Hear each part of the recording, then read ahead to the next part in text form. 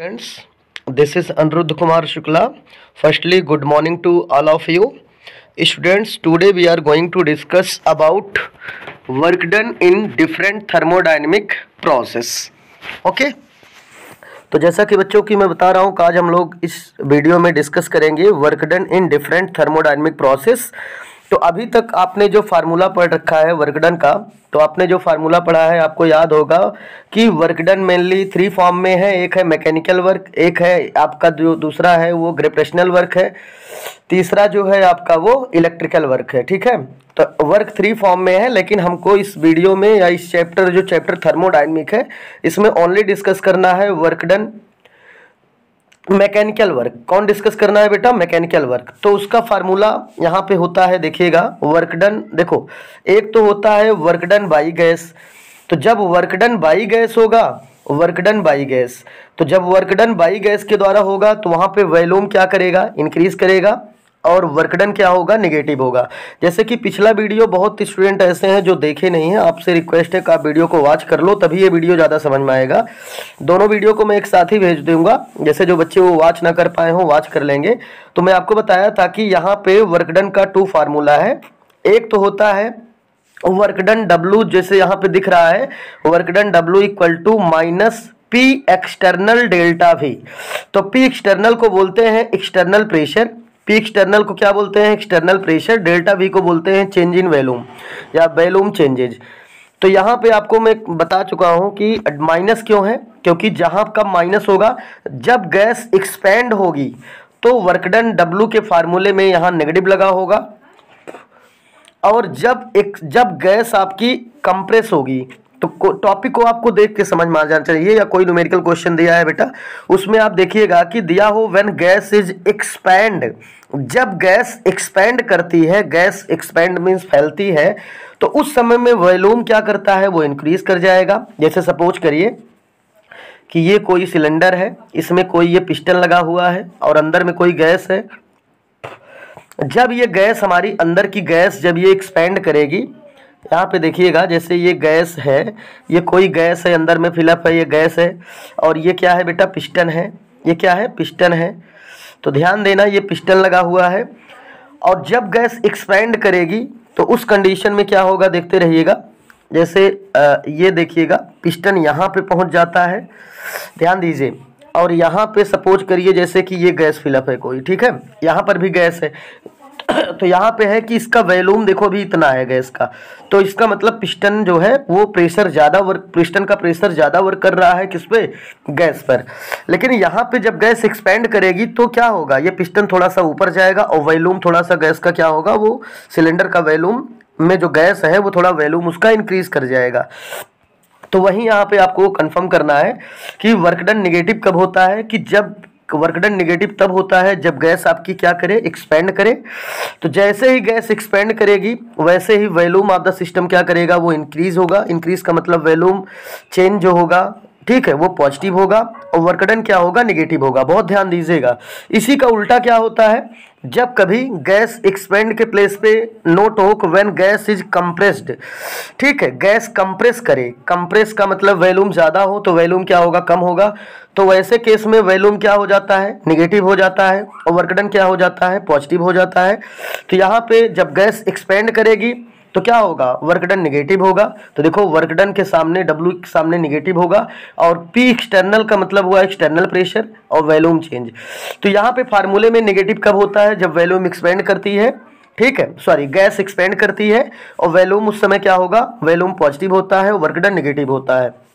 Second case ये है कि व्हेन गैस इज कंप्रेस, जब गैस यहाँ पे एक्सपेंड के प्लेस पे कंप्रेस हो जाए, तो वैसे केस में यही जितना सिस्टम है सब उल्टा होगा, मतलब इसी का अपोजिट होगा। तो वहाँ पे वर्क डन पॉजिटिव होगा और जो वॉल्यूम चेंज है वो डिक्रीज करेगा, ठीक है। तो वैसे केस में जो फार्मूला बनेगा फार्मूले में पॉजिटिव हो जाएगा। फार्मूले में पॉजिटिव कब होता है? फार्मूले में पॉजिटिव कब होगा? जब गैस क्या करती है बेटा? गैस आपकी कंप्रेस हो। क्या हो? कंप्रेस। जब गैस कंप्रेस करती है, जब गैस कंप्रेस करे तो ऐसे प्लेस पे आप वर्क डन W का फार्मूला यूज करेंगे। Work done W equal two plus P external delta V। ये फार्मूला कब लगता है? When gas is compress. Second है व्हेन गैस इज एक्सपैंड, तो वहां पे जहां प्लस है यहाँ क्या लग जाएगा? माइनस। आई होप आपको समझ में आ गया होगा। तो वही नोट है, मैं आपको दिखा रहा हूं, दिया है heading work done in different thermodynamic process. तो फार्मूला दिया है W equal to minus P external delta भी।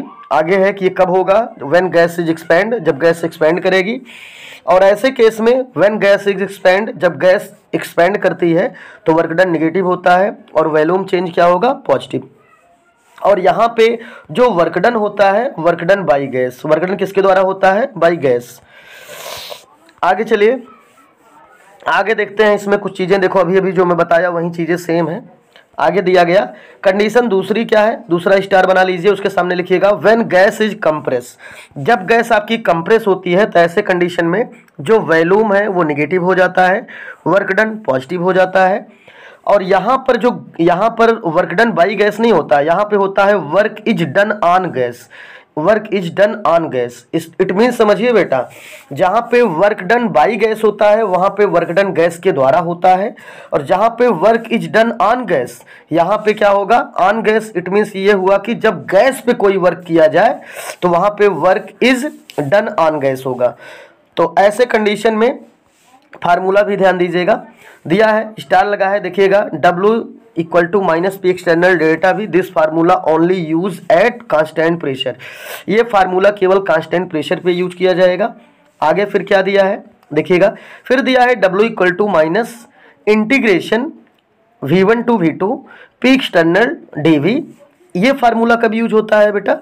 This formula use as when pressure is variable. ये फार्मूला आप तब यूज करते हैं जब प्रेशर वेरिएबल हो। प्रेशर वेरिएबल का मतलब हुआ प्रेशर कांस्टेंट ना हो। जब हमारा प्रेशर कांस्टेंट नहीं होता है, कांस्टेंट नहीं होने का मतलब प्रेशर वेरिएबल हो। जैसे ये कोई, देखिएगा यहाँ पे मैं आपको बता रहा हूँ, जैसे सपोज करिए कि ये कोई लाइनिंग है। अब यहाँ समझिए, यहाँ पे कोई ऑब्जेक्ट है बेटा, यहाँ पे कोई दूसरा ऑब्जेक्ट है, ठीक है। तो सपोज करिए कि यहाँ पर इसका प्रेशर ऑब्जेक्ट का P1 है और यहाँ पे ऑब्जेक्ट सेकंड ऑब्जेक्ट का प्रेशर क्या है? P2 है।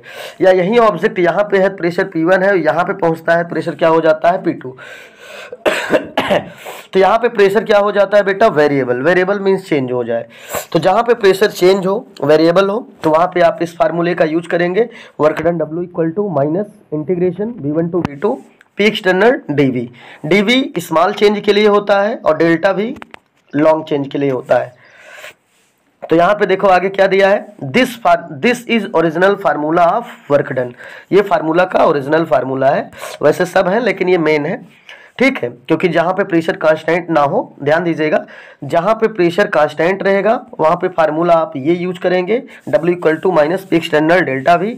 और जहाँ पे प्रेशर वेरिएबल हो वहाँ पे फार्मूला आप ये यूज करेंगे, W equal to minus integration V1 to V2 P external DV। DV किसके लिए यूज होता है? फॉर स्मॉल चेंज के लिए। डेल्टा भी होता है वह फॉर लॉन्ग चेंज के लिए। आई होप आपको क्लियर हो गया होगा। अब यहाँ पे देखते हैं और देखिए एक इंडिकेशन और दिया है भाई इसमें। यहाँ पे देखो इंडिकेशन आ रहा है कि ये जो फार्मूला आपको दिख रहा है बेटा, ये जो फार्मूला दिख रहा है, ये फार्मूले को और एक चीज़ ये बता रहा है कि this formula use for isothermal process. ये फार्मूला यूज किया जाता है फॉर आइसोथर्मल प्रोसेस के लिए। आइसोथर्मल प्रोसेस क्या है? Isothermal process is a process in which temperature of the system remains constant. That means you can say about isothermal process, the process in which temperature of the system remains constant. Such type of process are called isothermal process. In this case, delta T equal to 0। Isothermal के case में delta T क्या होता है? 0, ठीक है। तो isothermal case में भी आप इस फार्मूले का यूज कर सकते हैं। यहाँ पे जो फार्मूला दिया है इसका यूज कर सकते हैं। आगे देखिएगा फिर क्या दिया है, ये फार्मूला यूज कहाँ पे नहीं होता है, किस केस में फार्मूला यूज नहीं है? ये फार्मूला आप वहाँ यूज करेंगे जहाँ प्रेशर ऑफ द सिस्टम क्या हो? वेरिएबल हो। वेरिएबल का मतलब चेंज हो, डिफर हो, डिफरेंट प्रेशर हो, वहाँ पे आप ये फार्मूले का यूज करेंगे। ये फार्मूला आइसोथर्मल केस में भी यूज होगा, लेकिन ये फार्मूला आइसोबेरिक केस में यूज नहीं होगा। कहाँ पे यूज नहीं होता है? आइसोबेरिक केस आइसोबेरिक प्रोसेस में यूज नहीं होगा। क्यों आइसोबेरिक प्रोसेस में यूज नहीं होता है, रीजन क्या है? क्योंकि आइसो मीन्स होता है सेम या कांस्टेंट, बेरिक मीन्स होता है प्रेशर, ठीक है, या आइसोबारिक। तो आइसोबारिक में क्या है, बार लगा है, तो बार क्या होता है क्लास में बता चुका हूं, bar is the unit of pressure, that means you can से isobaric process is the process in which pressure of the system remains constant. बेटा जहां पे प्रेशर कांस्टेंट होगा, ठीक है, प्रेशर कांस्टेंट, देखो दोनों अलग अलग मीन्स है। तो जहां पे प्रेशर आपका वेरिएबल हो, वेरिएबल का मतलब कांस्टेंट ना हो, प्रेशर चेंज होता हो, वहां पे आप इस फार्मूले का यूज करेंगे। लेकिन जहां पे प्रेशर कांस्टेंट हो जाएगा वहां पर ये फार्मूला नहीं लगेगा,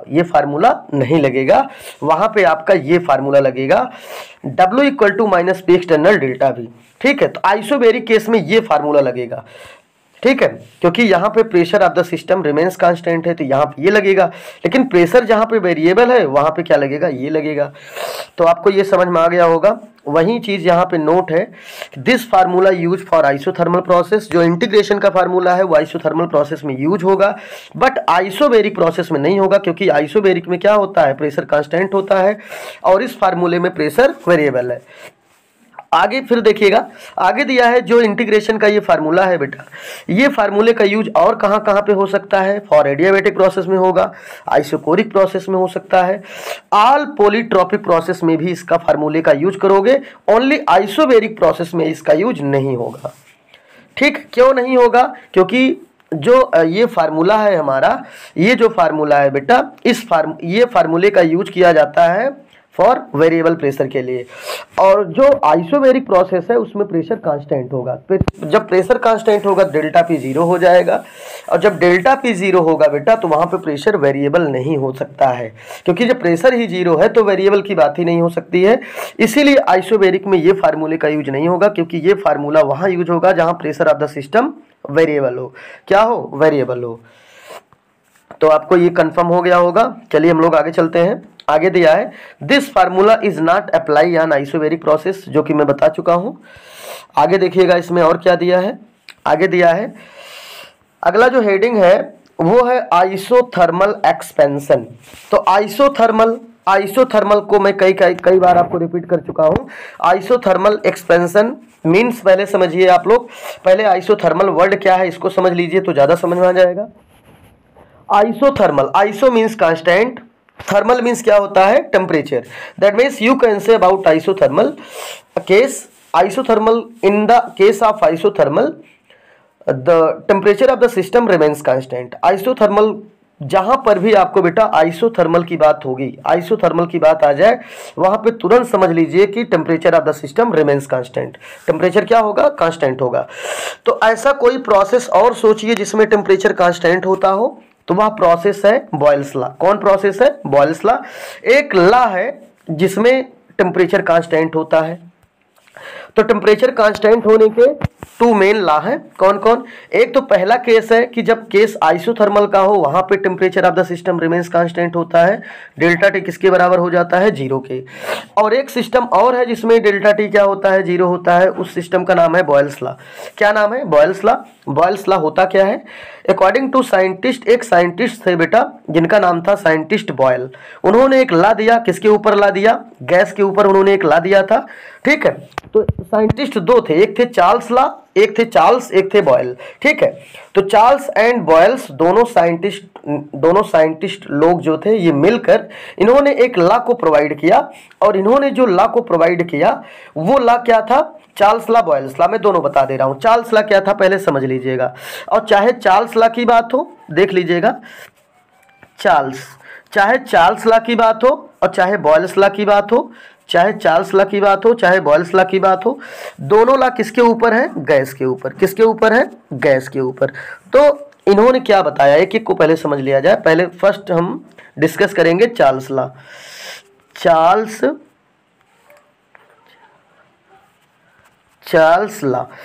लॉ क्या है? तो पहले आप कहीं पे साइड में नोट कर लिया करो कि इन्होंने मेन आप 3 टर्म नोट करो। कोई भी गैस के बारे में बताना हो तो 3 टर्म्स हैं। कौन कौन है? प्रेशर है, वॉल्यूम है, टेम्परेचर है। अब देखो चार्ल्स लॉ में क्या कांस्टेंट है आपको समझ में आ जाएगा। ठीक है। चार्ल्स लॉ में प्रेशर कांस्टेंट होता है। क्या कांस्टेंट होता है? प्रेशर। तो आप क्या बताओगे डेफिनेशन? अब प्रेशर का अगर कांस्टेंट आप कर दिए, सपोज करिए कि आप प्रेशर को कांस्टेंट कर दिए, प्रेशर को कांस्टेंट कर दिए, तो बचा क्या? Volume and temperature. तो then you can say about Charles law. Charles law is defined as the volume of a given mass of a gas. I repeat, the volume of a given mass of a gas is volume of a given mass of a gas is directly proportional to absolute its temperature. ठीक है, ये है Charles law. तो Charles law में क्या constant है? Pressure आप constant है। तो एक लाइन फिर से आप कैसे रिपीट करोगे? According to scientist Charles law, Charles law में क्या आप बताओगे? आप लोग स्टार्ट करोगे डेफिनेशन चार्ल्स लॉ को। तो पहले आप बताओ कांस्टेंट क्या है, तो बताओगे at constant pressure. Charles law में प्रेशर कांस्टेंट है, तो बताओगे डेफिनेशन चार्ल्स लॉ की, at constant pressure the volume of the given mass of a gas is directly proportional to absolute its temperature. It means Charles law में volume directly proportional होता है temperature के, उसे हम बोलते हैं चार्ल्स लॉ। और इस दोनों में volume is directly proportional to temperature, तो वॉल्यूम एंड टेम्परेचर है, तो क्या नहीं है? तुरंत समझ लिया करो, प्रेशर नहीं है, तो इट मीन्स प्रेशर कांस्टेंट है। जो नहीं है वही कांस्टेंट है, तीनों में से। तो इसीलिए आप बोलते हैं अकॉर्डिंग डेफिनेशन जैसे आपको बतानी हो, then you can tell about definition of Charles law. At constant pressure the volume of a given mass of a gas is directly proportional to absolute its temperature. I hope आपको clear हो गया Charles law. यहाँ पे अब second है Boyle's law. Boyle's law को अच्छे से देख लीजिए।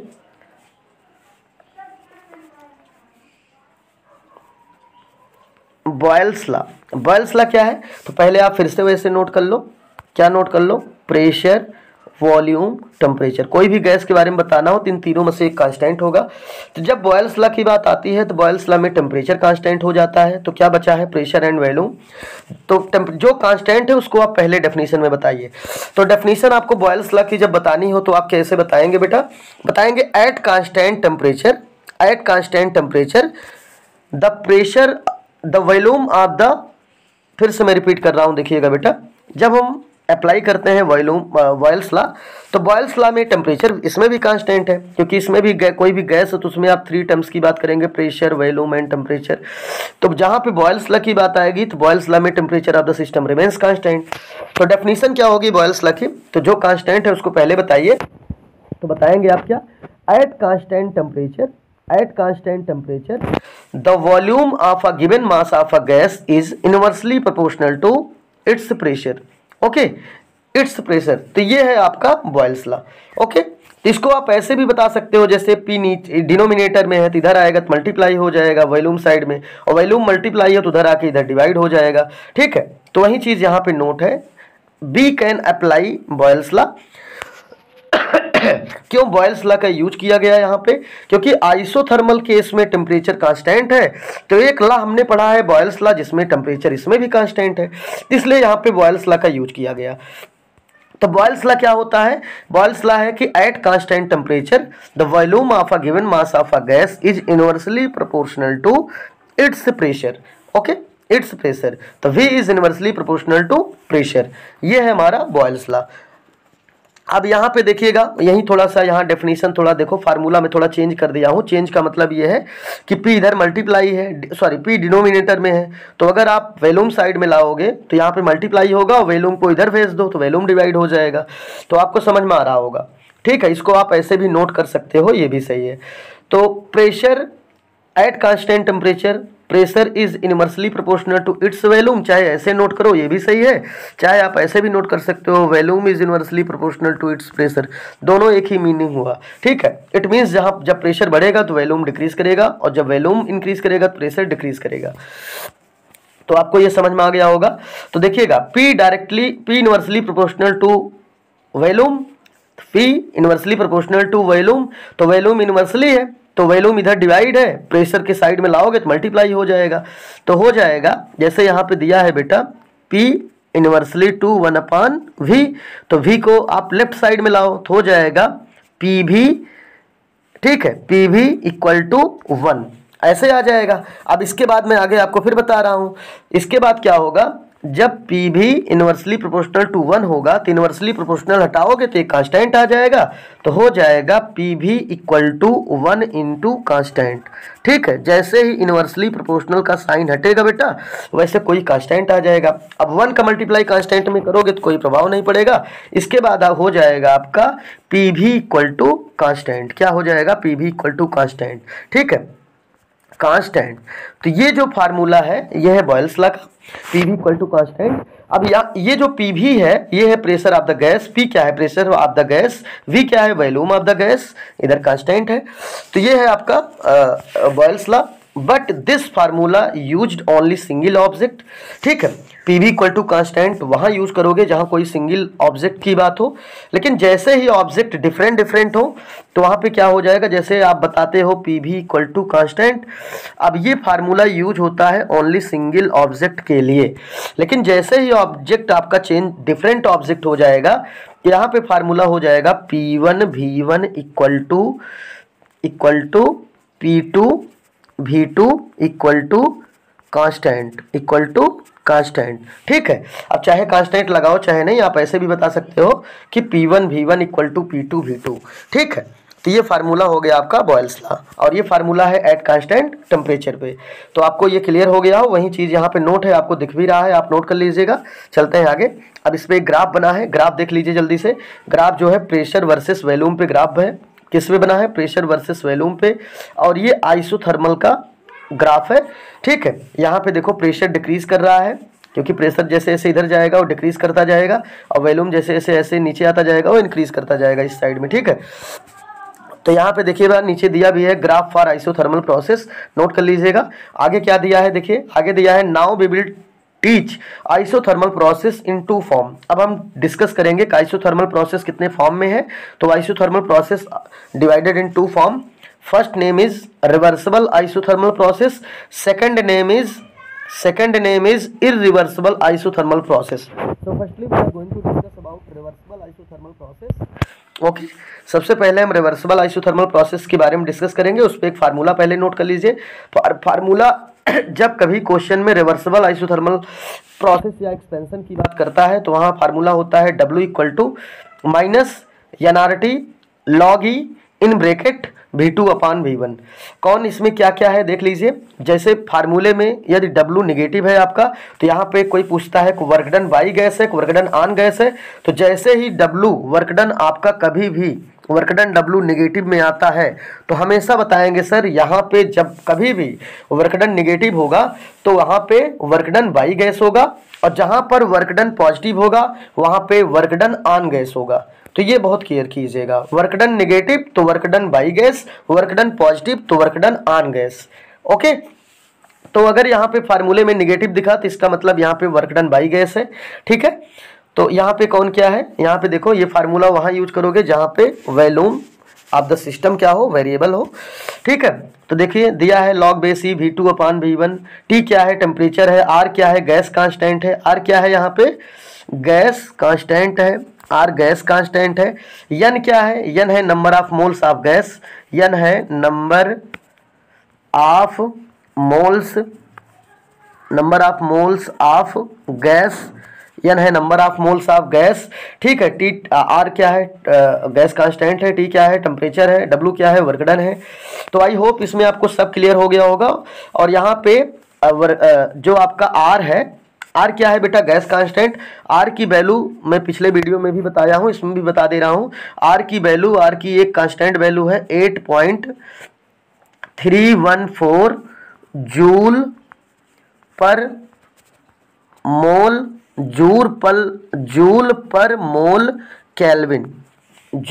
मोल केल्विन। आई रिपीट, यहाँ पे जो गैस कांस्टेंट R की जो वैल्यू है वो होती है gas constant R equal to 8.314 joule per mole kelvin. I hope आपको ये क्लियर हो गया होगा अच्छे से। ओके, अब देखिएगा एक फार्मूला आप लोग नोट कर लो। जैसे कहीं पे आपको दिया हो, क्या दिया हो बेटा, कहीं पे log E दिया हो और log E को कन्वर्ट करना हो आपको log बेस 10 में, log E को कन्वर्ट करना हो किसमें, log बेस 10 में, तो वहाँ कैसे कन्वर्ट करोगे, तो वहाँ पे log E equal to formula होता है 2.303 log बेस 10, लॉग बेस 10। ये फार्मूला अच्छे से आप याद कर लो।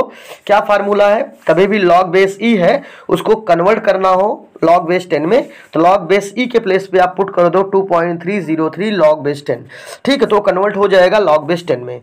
तो आपको ये अच्छे से समझ में आ गया होगा। अब हम चलते हैं आगे। जैसे यहाँ पे जो ऊपर का फार्मूला है इसी को लॉग बेस 10 में कन्वर्ट किया गया है। तो जैसे मैं बताया कि लॉग बेस ई के प्लेस पे आप पुट कर दोगे 2.303, एनआरटी यहाँ है तो यहाँ पर भी है लॉग, इसके बाद क्या हो जाएगा लॉग बेस 10, ब्रैकेट में जो है वही नोट कर दो V2/V1, ठीक है। यहाँ पे दिया भी है ब्रैकेट में, देख लो log e change in log base 10, okay.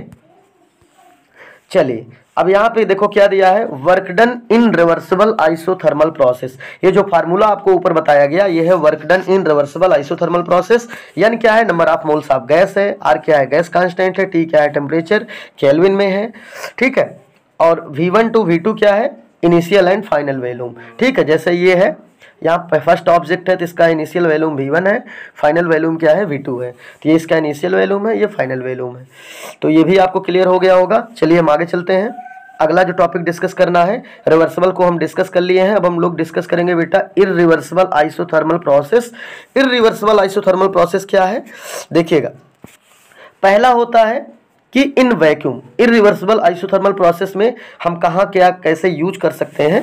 तो जैसे अभी इसके पहले हमने डिस्कस किया, देखो रिवर्सिबल के केस में, तो रिवर्सिबल आइसोथर्मल एक्सपेंशन की जहाँ बात होगी वहाँ पे क्या होगा ध्यान दीजिएगा, वहाँ पे हमेशा वर्क डन बाई गैस होगा, वर्क डन बाई गैस होगा, ठीक है, और वर्क डन नेगेटिव होगा।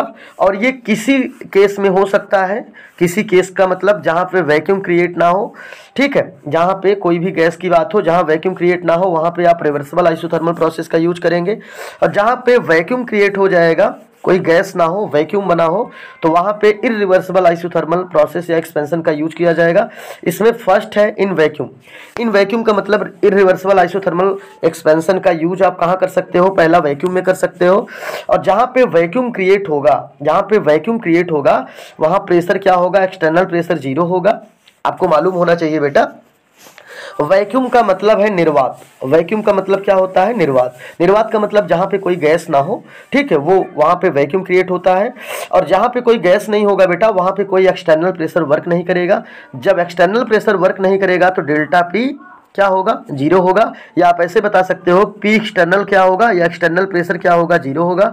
जब भाई वैक्यूम क्रिएट है तो वहाँ क्या होगा, प्रेशर 0 हो जाएगा, ठीक है। तो वहीं यहाँ नोट है जब वैक्यूम क्रिएट होगा प्रेशर 0 होगा और कोई वर्क डन भी नहीं हो पाएगा वहाँ पे, तो वहाँ पे वर्क डन भी 0 हो जाएगा, ठीक है।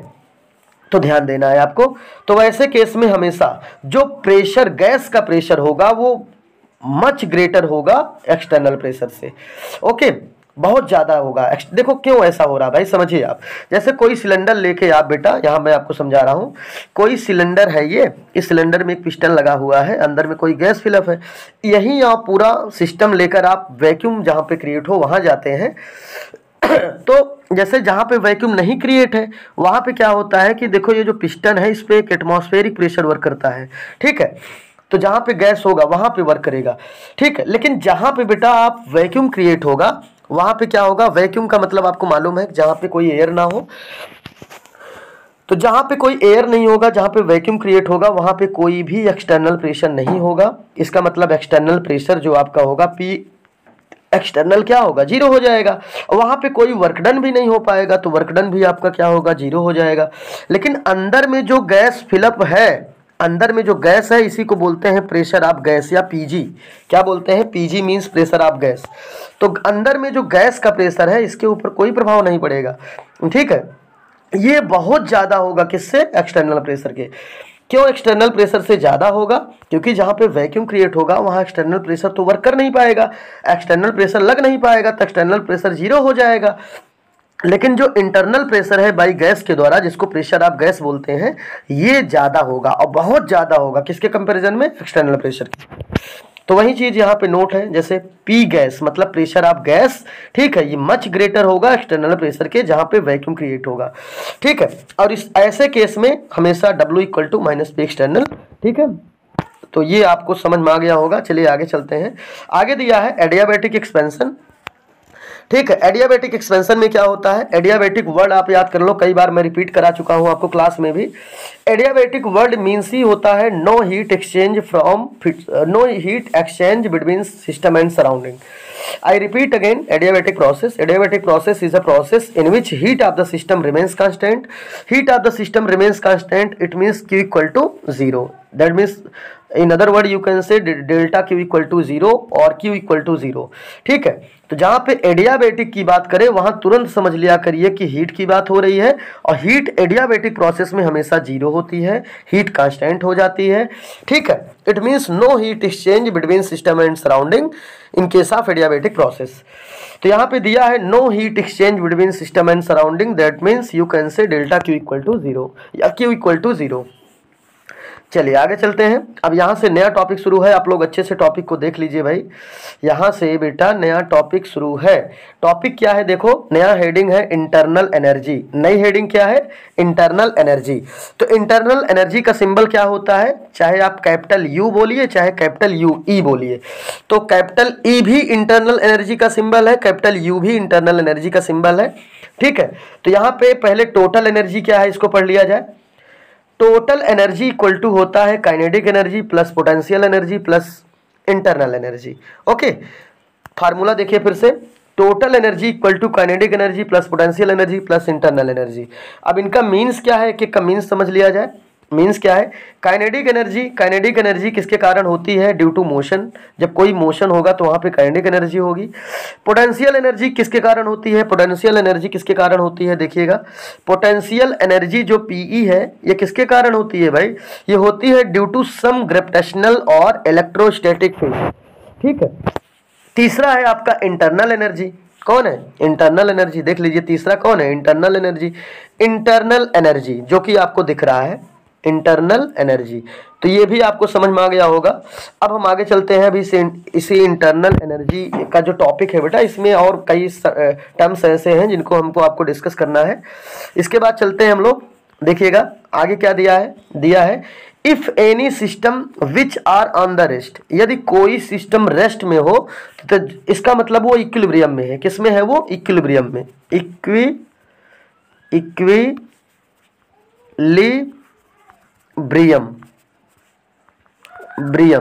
इक्विलिब्रियम का मतलब रेस्ट। कोई भी बॉडी जब इक्विलिब्रियम में होगी तो रेस्ट में होती है, उसमें उसका प्रत्येक कंपोनेंट कांस्टेंट हो जाता है, स्टेबल हो जाता है। तो आपको ये ध्यान देना है। दिया है आपको if any system which are on the rest, जब कोई भी सिस्टम रेस्ट में हो जाए, इट मीन्स इक्विलिब्रियम में हो जाए, and absence of external field like as gravitational और इलेक्ट्रोस्टैटिक फील्ड एटसेट्रा।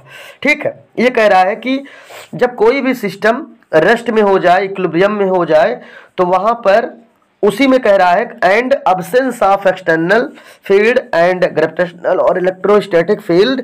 तो वैसे केस में जब कोई भी बॉडी रेस्ट में हो जाती है बेटा ना, तो रेस्ट में हो जाएगी तो उसकी काइनेटिक एनर्जी क्या हो जाएगी, उसकी काइनेटिक एनर्जी 0 हो जाती है। आप ऐसे ही समझिए यार, कोई भी बॉडी यदि रेस्ट में हो, किस में हो बेटा, रेस्ट में। इसका मतलब अगर वो रेस्ट में है, इक्विलिब्रियम में है, इक्विलिब्रियम का मतलब साम्य अवस्था या हिंदी में बोलते हैं रुकी हुई अवस्था, ऐसी अवस्था जो रुक गई हो, स्टेबल हो गई हो, रेस्ट में चली गई हो। तो बेटा कोई भी स्टेट जब रेस्ट में होती है तो वहाँ पे कोई भी काइनेटिक एनर्जी नहीं हो पाएगी। काइनेटिक एनर्जी का मतलब है कि वहाँ पे कोई मोशन नहीं हो पाएगा। जब मोशन नहीं होगा तो काइनेटिक एनर्जी क्या हो जाएगी, 0। ठीक है, ये ध्यान देना है। ठीक है, और उसकी जो है जो पोटेंशियल एनर्जी है वो भी 0 हो जाएगी। जब वो रेस्ट में होगी तो पोटेंशियल एनर्जी भी 0 हो जाएगी। तो वही चीज़ यहाँ पे कह रहा है कि यदि कोई सिस्टम रेस्ट में हो तो वैसे केस में total energy equal to internal energy के इक्वल हो जाता है। बाकी और जितनी एनर्जी है वो सब 0 हो जाएंगी। क्या हो जाएंगी, 0। ठीक है, जैसे अभी आपको ऊपर दिखाया गया, देखो ये जब कोई भी बॉडी रेस्ट में हो, जब कोई भी बॉडी इक्विलिब्रियम में हो, रेस्ट में हो, तो वहां पे टोटल एनर्जी क्या होगी, वो डायरेक्टली इंटरनल एनर्जी के इक्वल हो जाती है। ये दोनों एनर्जी वहां पे 0 हो जाएगी। क्या हो जाएगी, ये दोनों एनर्जी 0 के इक्वल हो जाएगी। तो यही चीज यहाँ आपको बताया गया। आपको ये समझ में आ गया होगा कि टोटल एनर्जी, ठीक है, इंटरनल एनर्जी के इक्वल कब होती है, जब कोई भी बॉडी रेस्ट में हो या इक्विलिब्रियम में हो। तो यहाँ पे total energy equal to internal energy. चलिए अब आगे चलते हैं। आगे देखेंगे हम लोग, दिया है internal energy U equal to, या इंटरनल एनर्जी U बोलिए चाहे इसको आप E बोलें, दोनों सही है। Internal energy U equal to, ये कह रहा है कि internal energy equal to total कितनी एनर्जी हो सकती है बेटा। तो देखिएगा, internal energy equal to kinetic energy होगी प्लस पोटेंशियल एनर्जी होगी, ठीक है, प्लस बॉन्ड एनर्जी, या इस प्रकार से और भी एनर्जी हो सकती है। तो यहाँ पे आपको ये समझना है कि internal energy equal to total कितनी एनर्जी हो सकती है। तो टोटल तो एक पहली बात टोटल काइनेटिक एनर्जी हो सकती है प्लस कुछ पोटेंशियल एनर्जी हो सकती है, ठीक है, कुछ पोटेंशियल एनर्जी होगी, कुछ बॉन्ड एनर्जी होगी, कुछ इस प्रकार से बहुत सारी ऐसे एनर्जी होती रहेंगी, लेकिन मेन आपको यही डिस्कस करना है, समझना है बस ये, ठीक है। तो इंटरनल एनर्जी इक्वल टू पहले तो काइनेटिक एनर्जी होगी, लेकिन वो काइनेटिक एनर्जी 3 फॉर्म में आपको मिल सकती है। कितने फॉर्म में? 3 फॉर्म में, ठीक है। तो वो काइनेटिक एनर्जी आपकी ट्रांसेशनल फॉर्म में हो सकती है, दूसरा काइनेटिक एनर्जी वाइब्रेशनल फॉर्म में हो सकती है, तीसरा काइनेटिक एनर्जी रोटेशनल फॉर्म में हो सकती है। अगला ये कह रहा है कि काइनेटिक एनर्जी 3 फॉर्म में हो सकती है, वो समझ में आ गया कि काइनेटिक एनर्जी आपकी वाइब्रेशन फॉर्म में हो सकती है, रोटेशनल फॉर्म में हो सकती है। रोटेशनल का मतलब जो साइक्लिक मूवमेंट करे या जो मोशन में हो, ठीक है, ठीक है, जो रोटेशन में हो, जो हमेशा मूव करता हो, उस फॉर्म में काइनेटिक एनर्जी हो सकती है। या कुछ ऐसे मॉलिक्यूल या पार्टिकल हैं जो वाइब्रेट करते हैं तो उनकी भी काइनेटिक एनर्जी होती है, वो उसके फॉर्म में भी हो सकती है। तीसरा ट्रांसेशनल मॉलिक्यूल के फॉर्म में हो सकती है, ठीक है। अब दूसरी बात इसमें आपको ये करना है कि यदि पोटेंशियल एनर्जी है तो वो कितने फॉर्म में हो सकती है। तो पोटेंशियल एनर्जी होगी तो पहला तो फॉर्म उसका या तो इलेक्ट्रॉन और मॉलिक्यूल्स के फॉर्म में हो सकती है, जैसे किसी भी कंपोनेंट के अंदर इलेक्ट्रॉन या न्यूक्लियस है, सॉरी, ये कह रहा है कि इंटरनल एनर्जी एक तो काइनेटिक एनर्जी के फॉर्म में होगी तो कितने फॉर्म में हो सकती है? 3 फॉर्म में। दूसरा पोटेंशियल एनर्जी हो सकती है तो ये भी 2 फॉर्म में। ये कौन कौन? एक तो इलेक्ट्रॉन एंड न्यूक्लियस के फॉर्म में हो सकती है, दूसरा जो पोटेंशियल एनर्जी है वो फोर्स ऑफ अट्रैक्शन के फॉर्म में हो सकती है, तीसरा है बॉन्ड एनर्जी के फॉर्म में हो सकती है, एटसेट्रा। तो इस प्रकार से है, इसको केवल आप समझिएगा, ये थोड़ा सा हाई लेवल का टॉपिक है, ठीक है, ये समझ लीजिएगा बस। कम आएगा तब भी आप परेशान मत होइएगा क्योंकि ये टॉपिक थोड़ा हाई लेवल का है, ओके।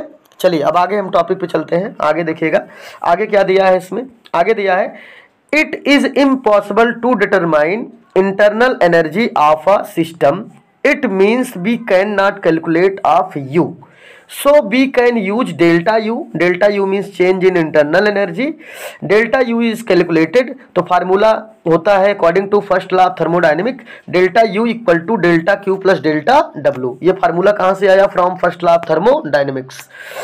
जिसको नहीं आता है वो भी समझ लीजिए फर्स्ट लॉ ऑफ थर्मोडायनेमिक क्या है बेटा। अकॉर्डिंग टू, देखो यहाँ पे मैं नोट कर दे रहा हूँ, समझ लीजिएगा, नहीं बताया हूं तो आगे अभी बताया जाएगा आपको, मैं इसमें नॉर्मल बता दे रहा हूं। फर्स्ट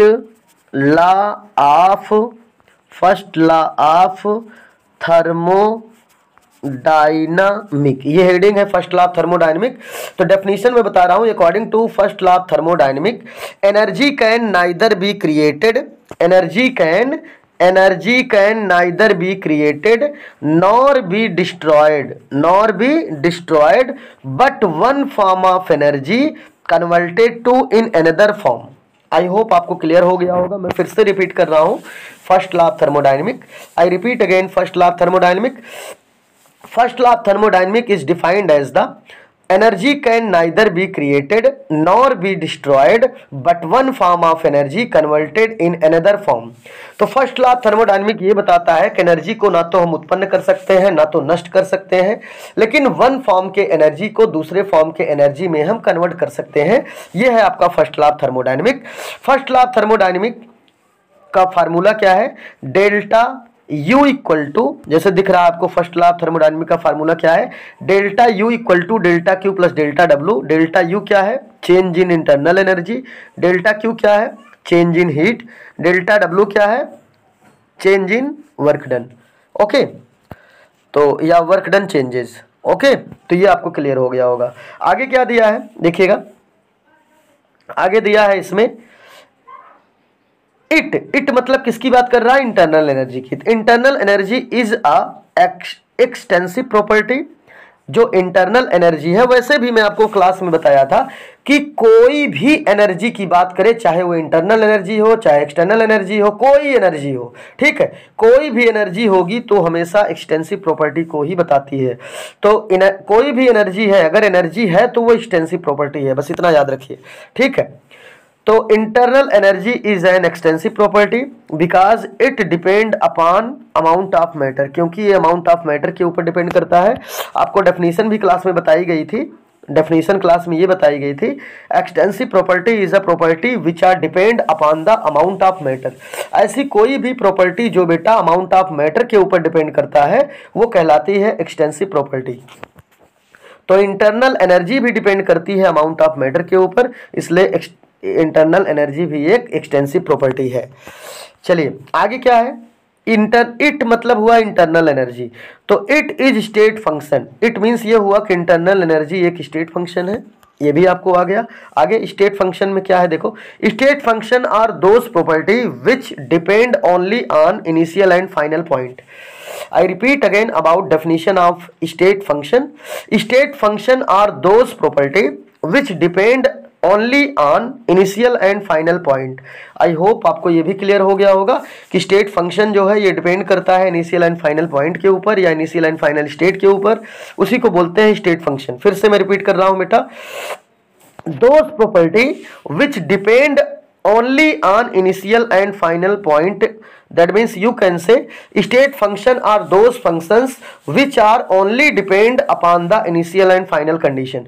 ऐसा कोई भी प्रॉपर्टी जो इनिशियल एंड फाइनल कंडीशन के ऊपर डिपेंड करता है, ठीक है, वो सब आपका स्टेट फंक्शन होता है। सब क्या होता है, स्टेट फंक्शन। तो ये आपको कंफर्म हो गया होगा। आगे क्या दिया है, it does not depend on path, ये पाथ के ऊपर डिपेंड नहीं करता है। तो क्लास में मैं बताया हूं कि केवल 2 कंपोनेंट ऐसे हैं जो पाथ के ऊपर डिपेंड करते हैं, बाकी सब स्टेट फंक्शन है। 2 ऐसे हैं जो स्टेट फंक्शन नहीं है, कौन कौन है उनको याद कर लो। पहला होता है हीट, पहला क्या होता है, हीट, और दूसरा होता है वर्क। दूसरा कौन होता है, वर्क। दोनों को अच्छे से रट लो और अंडरलाइन कर लो आप लोग, ठीक है, दोनों को अंडरलाइन कर लो कि पूरे थर्मोडायनेमिक चैप्टर में 2 ऐसे कंपोनेंट हैं, ठीक है, जो स्टेट फंक्शन नहीं है। वो 2 ऐसे कंपोनेंट हैं जो पाथ फंक्शन है। जो कैसे फंक्शन है बेटा, पाथ फंक्शन। तो अगर चैप्टर में पूछा जाए कि पाथ फंक्शन कौन कौन शो करेगा, तो आपका आंसर होगा heat and work both are show only path function and other all component show state function. सभी कैसे फंक्शन है, स्टेट फंक्शन, ठीक है। जैसे इंथैल्पी, इंट्रोपी, टेम्परेचर, ठीक है, जितने भी कंपोनेंट हैं वो सभी आपके स्टेट फंक्शन है। लेकिन हीट एंड वर्क कैसे फंक्शन है, ये पाथ फंक्शन है। ये पाथ के ऊपर डिपेंड करते हैं, पाथ के ऊपर। ओके चलिए ठीक है, आगे देखो कुछ दिया है, जैसे delta U internal energy equal to U final minus U initial या U2 माइनस U1 कर सकते हो, depend upon initial and final point, ठीक है। तो ये फाइनल पॉइंट है, ये इनिशियल पॉइंट है। अब जैसे ग्राफ भी बना है, देख लो, प्रेशर वर्सेस वॉल्यूम का ग्राफ है। इसमें जैसे यहाँ पे कोई बॉडी है, ये इसका क्या है, यहाँ पे ए पे है, तो ये यहाँ से यहाँ तक आएगा। देखो ये कोई ए पॉइंट है तो यहाँ से यहाँ तक आता है, तो ये इसका इनिशियल पॉइंट हो गया। अब यहाँ से यहाँ आएगा तो ये इसका फाइनल पॉइंट। देखो फिर से देखिएगा बेटा, जैसे यहाँ से ए से कोई पॉइंट स्टार्ट हुआ तो ये इसका इनिशियल पॉइंट है, और बी पे पहुँचता है तो इसका फाइनल पॉइंट है, ठीक है। तो इसी को बोलते हैं जो इनिशियल से फाइनल पे जा और कम बैक हो जाए फाइनल टू इनिशियल, तो वो रिवर्सिबल प्रोसेस है।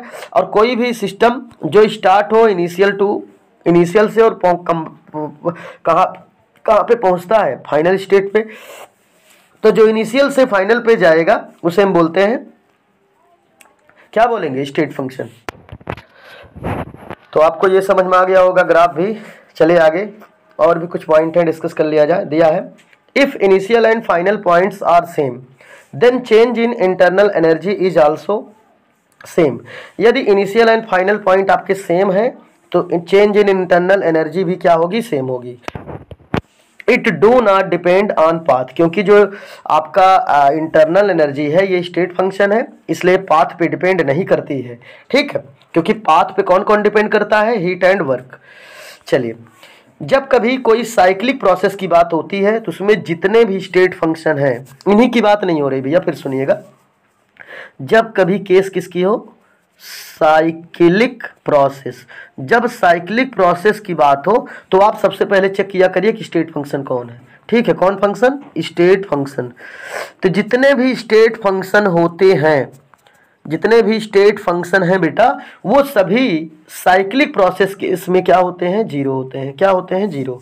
बात फिर समझिएगा, जितने भी स्टेट फंक्शन हैं, पाथ फंक्शन की बात नहीं हो रही है, जहां पर जितने स्टेट फंक्शन है पूरे थर्मोडायनेमिक में, तो जितने भी स्टेट फंक्शन है वो सभी साइक्लिक प्रोसेस में उनकी वैल्यू क्या होती है, जीरो। ध्यान दीजिएगा। तो वहीं पे यहाँ पे नोट भी है, in a cyclic process delta U zero, क्योंकि delta U is a state function.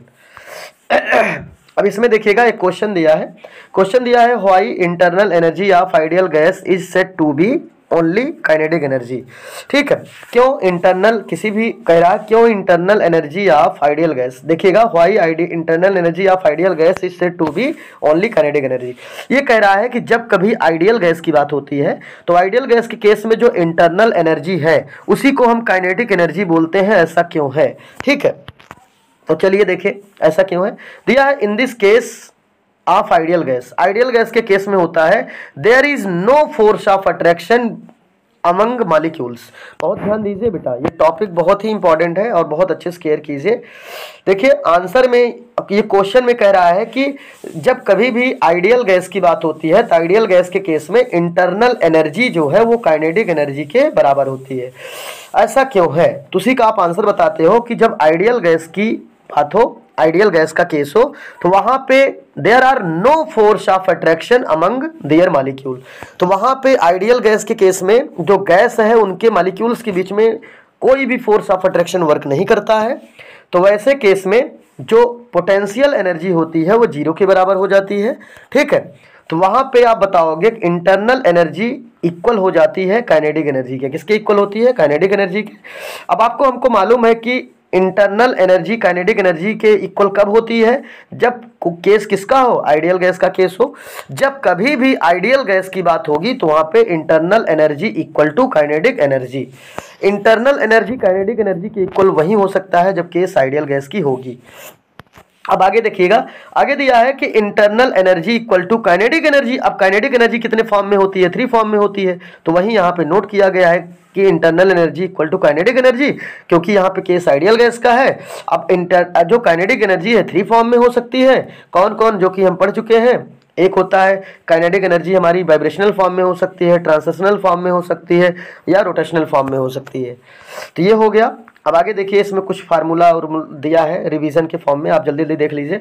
दिया है delta U equal to delta Q plus delta W. ये फार्मूला क्या है, ये फार्मूला जो दिख रहा है आपको बेटा, ये फार्मूला है फर्स्ट लॉ ऑफ थर्मोडायनेमिक का। इसमें दिया है हीट क्या है, आप बताओगे heat is a form of energy exchange.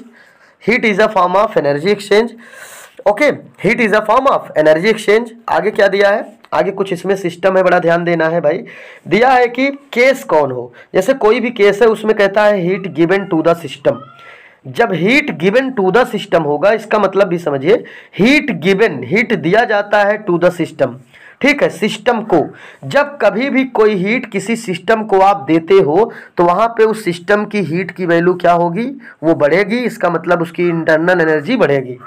फिर से समझिए भाई, कभी भी किसी न्यूमेरिकल क्वेश्चन में या किसी टॉपिक में पूछा गया कि heat given to the system, heat given to the system means ये हुआ कि किसी सिस्टम को आप हीट दे रहे हो। ऐसे केस में उस सिस्टम की जो इंटरनल एनर्जी है वो क्या होती है बेटा, इंक्रीज कर जाएगी। जब किसी सिस्टम को आप हीट दोगे तो भाई सिस्टम की इंटरनल एनर्जी क्या होगी बेटा, बढ़ेगी। और ऐसे केस में दूसरा केस क्या है, ये तो पहला केस समझ में आ गया। पहला केस तो आपको समझ में आ गया होगा ना कि heat given to the system, जब किसी सिस्टम को हम हीट देते हैं तो सिस्टम की इंटरनल एनर्जी इंक्रीज करती है।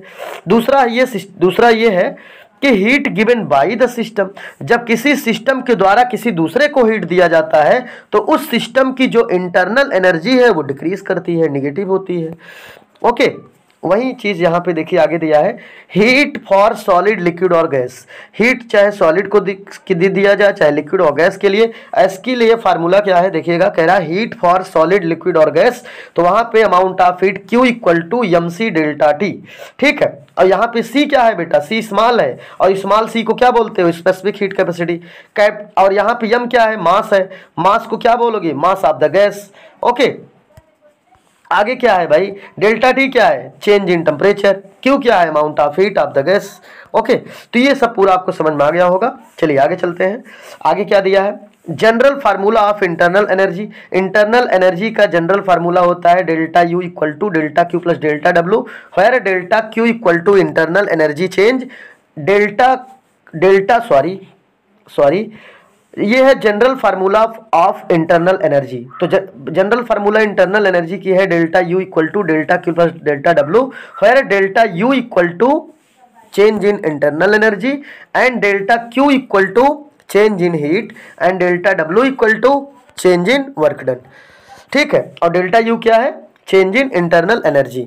ओके, आगे क्या है? फर्स्ट केस हो गया। सेकंड केस क्या है इसमें? सेकंड है internal energy for ideal gas. Ideal gas के लिए इंटरनल एनर्जी फार्मूला अलग है, ध्यान देना बेटा, दोनों ध्यान दो भाई, यहाँ दोनों बड़ा इंपॉर्टेंट है आपके लिए। कह रहा है कि जब कभी किसी न्यूमेरिकल क्वेश्चन में आइडियल गैस की बात ना करें, कोई भी न्यूमेरिकल क्वेश्चन है या आपसे ही कोई क्वेश्चन करता है कि एक नॉर्मल गैस के लिए इंटरनल एनर्जी का फार्मूला क्या यूज करोगे, तो वहां पे आप यूज करोगे फर्स्ट लॉ ऑफ थर्मोडायनेमिक वाला फार्मूला, वहां पे आप यूज करोगे delta U equal to delta Q plus delta W, this formula use for any gas. लेकिन जब कभी किसी क्वेश्चन में आइडियल गैस की बात करता है, ठीक है, तो वहां पे फार्मूला चेंज हो जाएगा। तो internal energy for ideal gas के लिए याद करिएगा internal energy for ideal gas, और ये फार्मूला है internal energy for any gas, और ये फार्मूला है internal energy for ideal gas. Ideal gas के लिए इंटरनल एनर्जी का फार्मूला होता है delta U equal to N C V delta T.